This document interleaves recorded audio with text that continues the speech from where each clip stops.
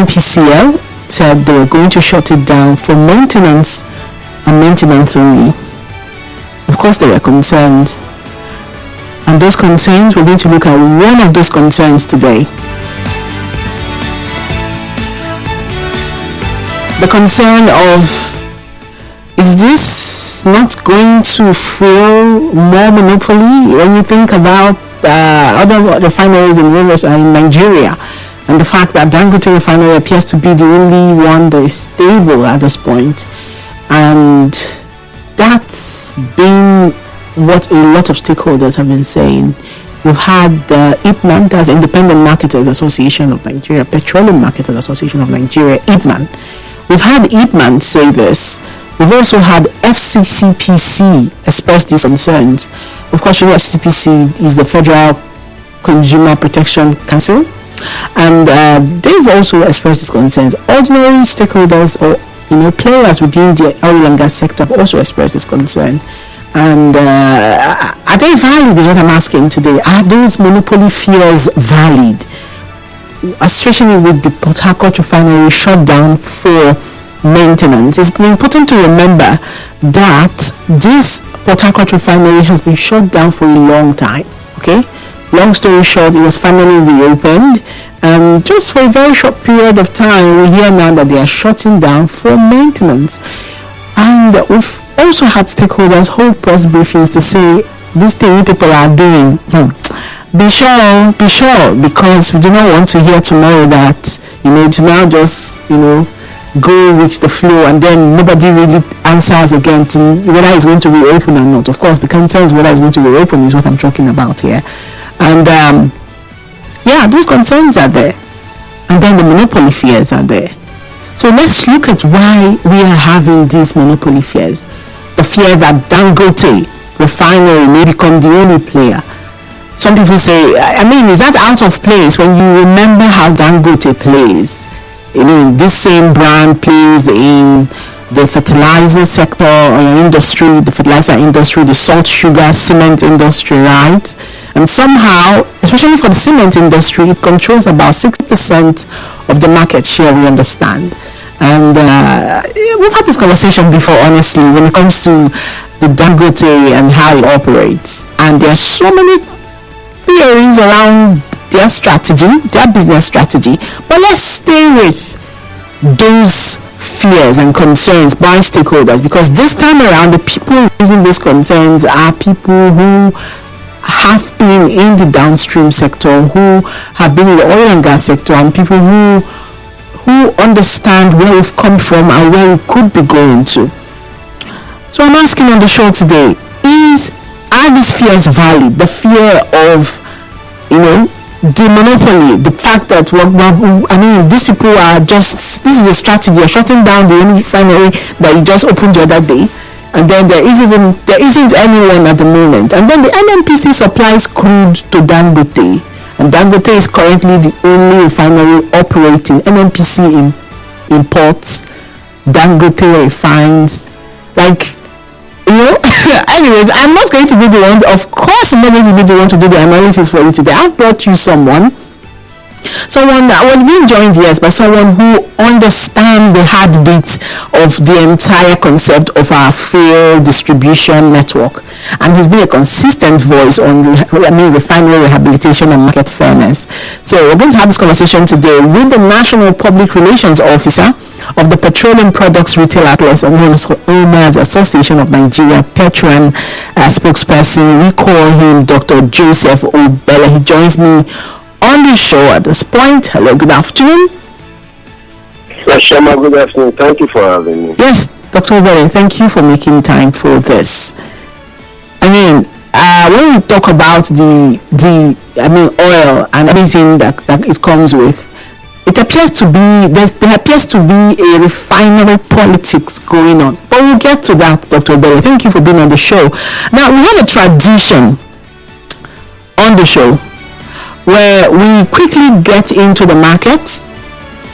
This will be done very briefly. We take the top 3 stories in the world of business and you let us know your thoughts on it. I mean, today I barely have time for it. We call that segment Market Watch. So we may just be doing one story in that segment before we get into this big topic. Are you ready? Okay. Alright, so let's get to it. So let's do Market Watch and then we come back for the big topic, and the big topic segment is called Insider Tips. Okay, so first, Market Watch.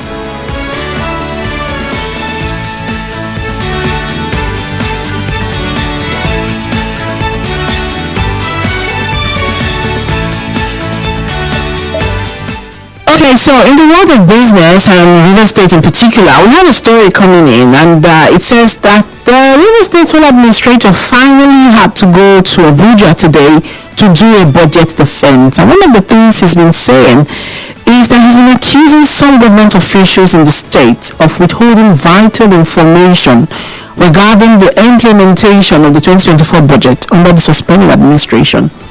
He was speaking during the session he had with the House Special Committee overseeing the emergency room in River State. He expressed concern over the lack of transparency and the poor availability of records necessary for them to be able to prepare this 2025 budget. Of course, we're talking about a first time 1.4 trillion naira, over 1.4 trillion naira budget here. And we've done a breakdown before on the show, but I just want to get your thoughts. This is mid-year and we're still talking about our budgets. For someone like you are a business person, Dr. Obele. What comes to your mind? What do you think of this?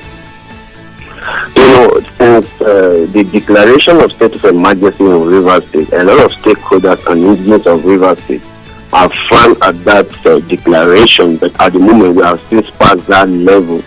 And what we are looking at now is the interest of River State and development in our state. So there can't be a development without an appropriate approval or appropriate appropriation of the budget. So hence, he has presented it, and today he was able to defend it. So if approval is given by tomorrow, so then Rivers people will start to see the manifestation of 1.4 trillion in our state. So I think being against the state of emergency or not, this is not the issue at the moment. But the issue at the moment is we need to see development in Rivers, and there cannot be a development in Rivers without an approval to the budget. So we pray that the budget shouldn't have any frustration, or saboteurs will not frustrate it, so that we'll see meaningful development in our state before the declaration comes to an end. Okay, the second story here is about petrol consumption. You know that till today we cannot say for sure how much we really consume or how much, there's a lot of data that is lost. And so as we near Democracy Day, in the spirit of democracy and sharing information, it's kind of connected to the other story, but in the spirit of sharing information, we have a financial analyst, Obele, who is asking the government to release updated data on the country's petrol consumption. He says it's actually the key to understanding the true economic impact of petrol subsidy removal.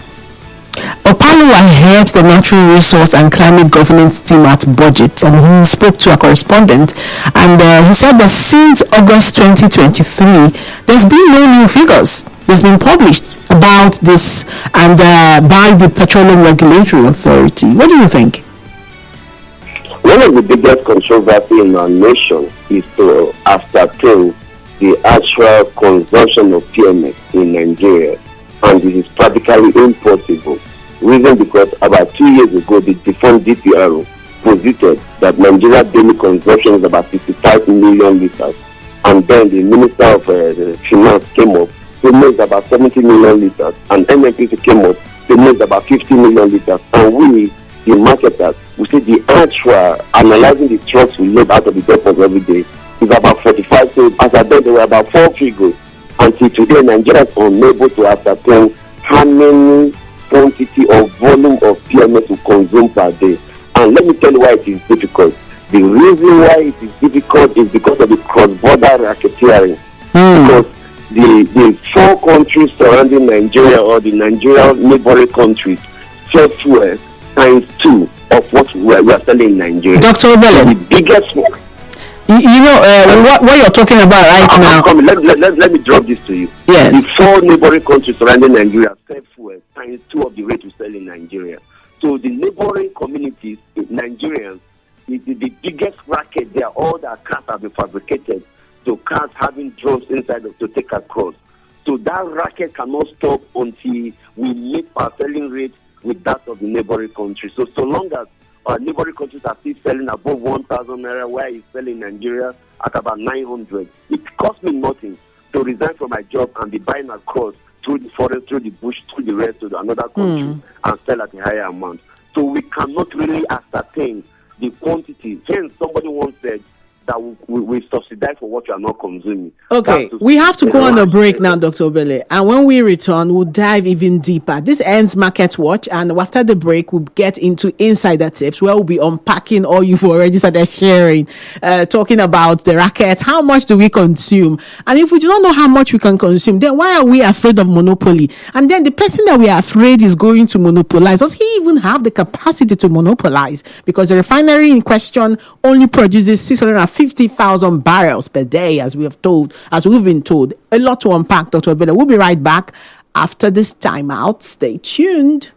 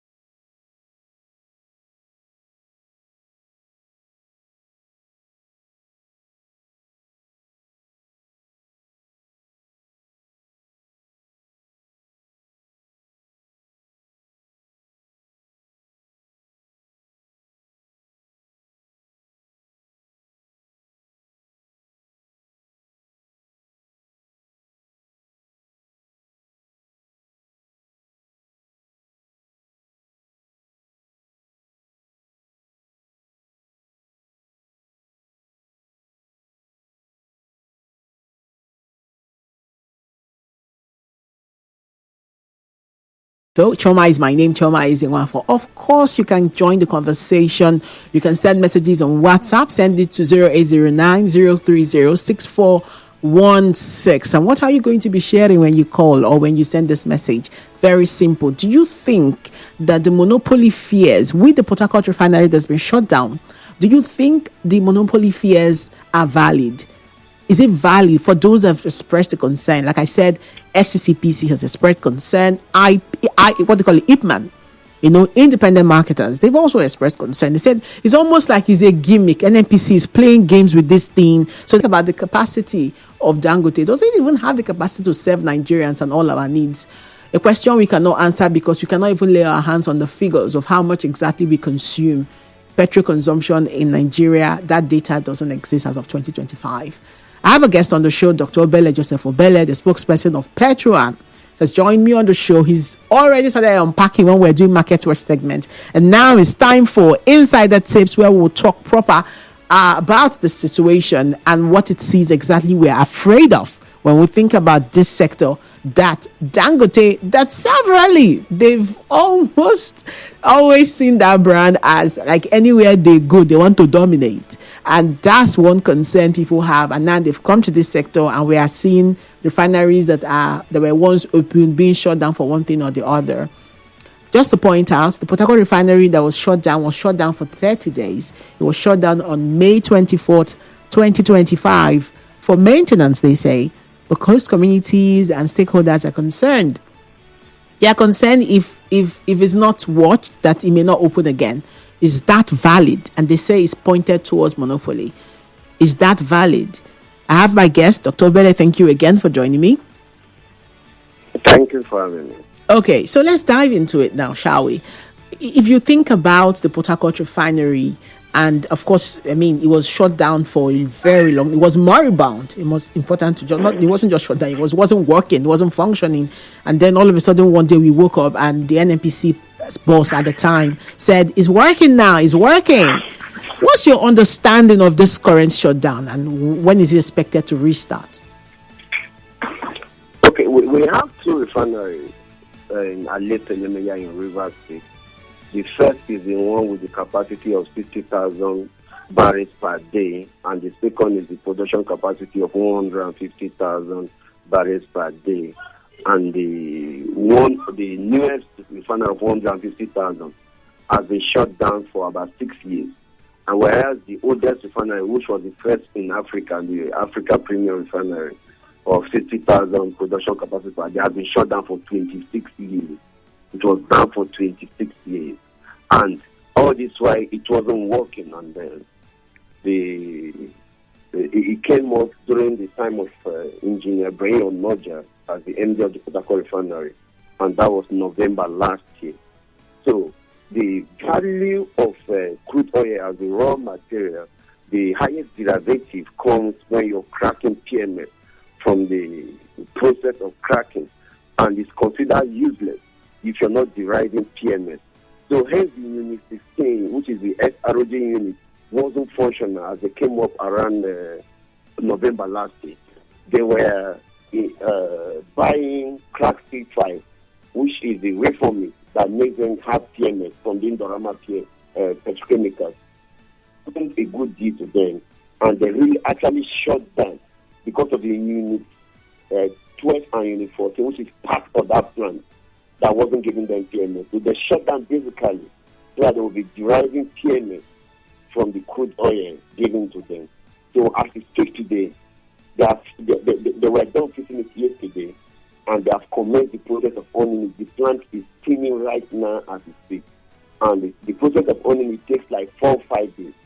So we, the host community and as a stakeholder, the voice, national voice of oil and gas in Nigeria, national PRO as I am, we want to commend them, because when they mentioned 30 days, we weren't trusting them and we were doubting. Hence, we did a press conference calling on them to ensure that the 30 days becomes the 30 days. And in less than 15 days, as we speak, the process of owning the plant has commenced today, and the plant is coming up, it's steaming right now as we speak. Call any person from the critical neighboring community element that will tell you the process of owning the plant is on, the lights on right now. The flares that went down, everything is coming up gradually right now as we speak. So something they said 30 days, and they were able to do it in 16, 17 days. I think it's a bit commendable. That sounds like a breaking story, really, coming from you. And yes. You're telling me that the Port-Harcourt Refinery that was shut down, I think about 19 days ago now, is about to come up, you say. The process of restarting is ongoing at the moment, and according to you, that is going to start today. Is that correct?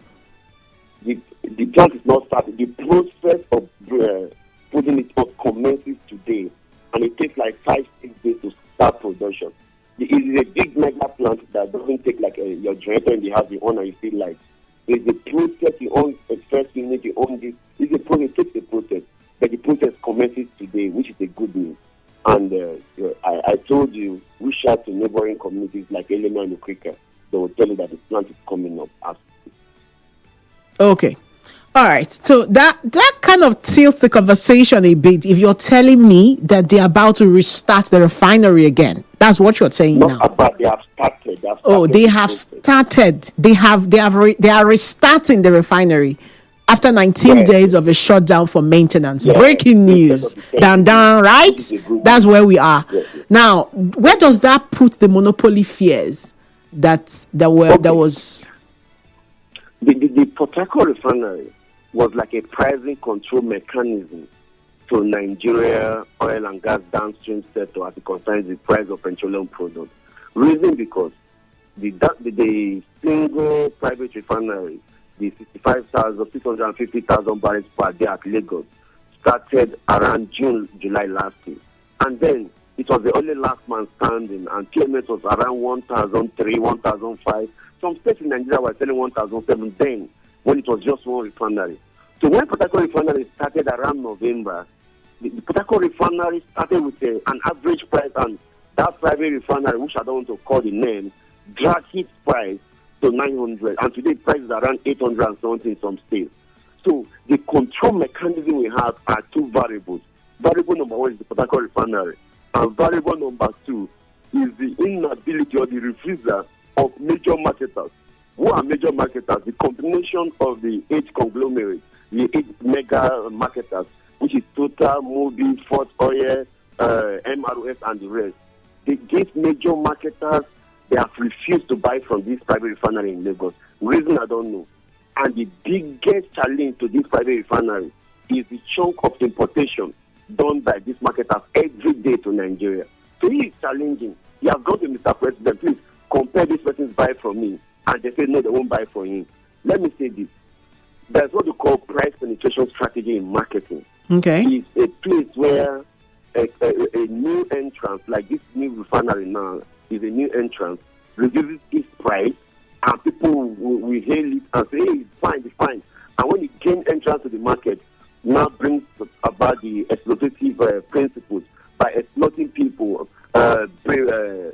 increasing the price to outrageous rate, and people will say, wow, it was lesser yesterday. And the following pedigree also, and track records and evidence available. This is same pattern they're using the cement industry and every other industry that's dominating. So, what is monopoly in this regard? Monopoly is where the dominating producer or the dominating company or the only producing company. Take note, there might be other persons, but the dominating firm, which we describe as the producer with the highest market share, try to use the scale of production advantage to increase price in such a way that people may not really. So a situation where only one man is standing, the man has the right to fix price, and there can be a challenge. So the opposite of monopoly is competition, where other rivals are there, and the Boa refinery, owned by the man that gave them competition in the cement industry, is coming up in Akwa Ibom in next few months. Before December, Boa refinery will be coming up. But the capacity is about 100,000 barrels per day, whereas the Dangote refinery is 650. 50,000. Following economic scale of production, you can't make, like now you're producing 5 pairs of shoes, and someone else is producing 1,000 pairs of shoes. You can't make pricing competition with such a person. So Dangote will stay the dominating refinery in Nigeria. So following what I just mentioned, which is a pricing control mechanism, if the Port-Harcourt refinery goes down, it becomes the only last man standing. And then you can just see price like 2,000. We predicted that if these 30 days last more than 30 days, Nigerians will buy fuel above 3,000, above 2,000 naira per liter. So the good news is, today as we speak, the process of bringing out the Port-Harcourt refinery commences today, and it takes like 4, 5, 6, 7 days. and the full production will start in fullness. And not just in fullness. Now they will be producing PMS. The startup as of November, they weren't producing PMS. So just DPK and AG, and we were loading. So it's against the information and rumors in town that the Port-Harcourt Refinery wasn't producing anything. No, that's not true. They were actually producing since November until they came down a few days ago. Interesting. Now, would you say the pressure that was mounted by the stakeholders, including yourself, may have led to this? I mean, from 13 days to 90 days restart?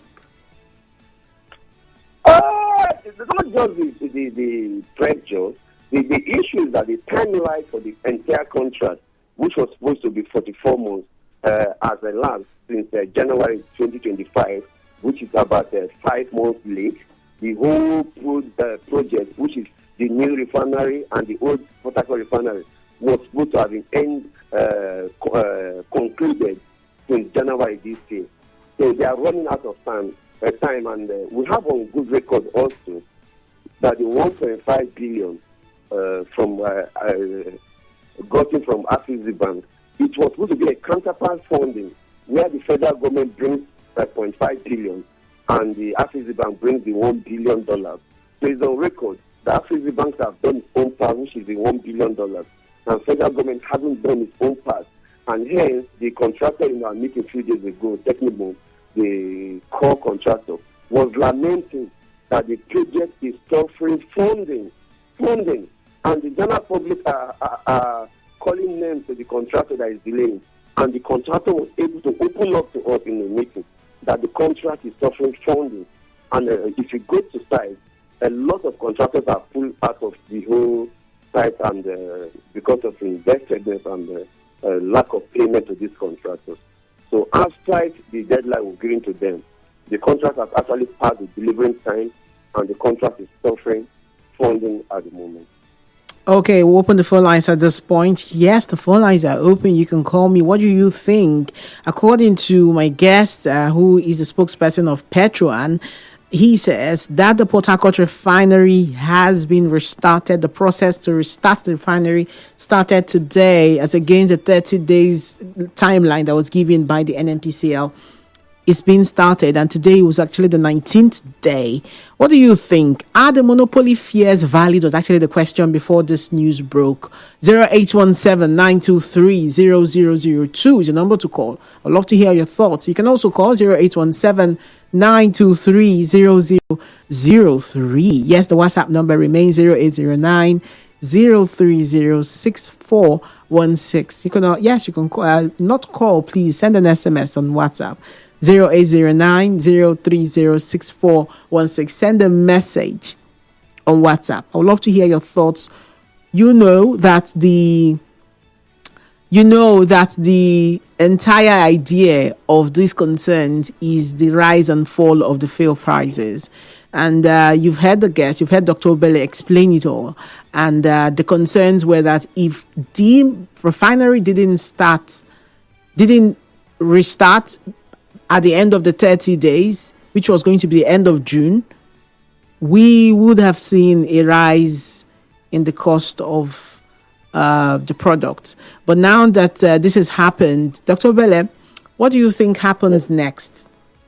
If we're looking at a full restart in the next 6 days, like you said, the process just only started, what happens next? What will happen next is that so long as major marketers keep importing, and the Boa refinery comes up, and the Arade refinery is refining is 2,000 barrels per day, and the Watersmith refinery within the boundary of Imo State and Rivers is still doing the 5,000 barrels per day, and the new refinery in Bayelsa also. I think Nigerians will enjoy average rate of PMS the next 6-7 months. Okay, let's go to I wouldn't want to give a scale to that reduction, but the fuel will be reduced to the barest minimum. Okay. And via competition. Then without competition, it becomes monopoly and it will be outrageous. Okay. Hello, good afternoon. Welcome to Talking Figures. Yeah, good afternoon. Yeah, what do you think? Are the monopoly fears valid? Tornado. I think Dr. Obele and the PETROAN people, including You're on. Okay, you may have to call back. We cannot hear you anymore, and I have to wrap up the show at this point. So, hello, good afternoon. Good afternoon. Yes.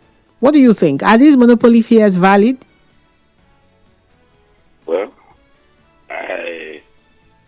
whatever they call it.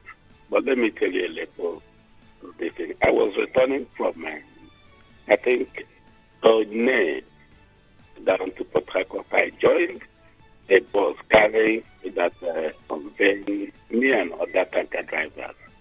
What I had that day, I was surprised that tanker drivers were not happy that this fuel price is dropping. And then you come to talk about major players. My brother, my sister, you see, Nigerians, they even began to compare prices in the market for articles, what they are sold. Why did the fuel price come down? Not even to talk about the major players in that. Nigerians, they are ready to make money so that even their brother, their sister, or whatever, but they don't care what they are passing through. Monopoly or no monopoly. We Nigerians, we are the problems to ourselves. I am talking about anchor drivers. Okay.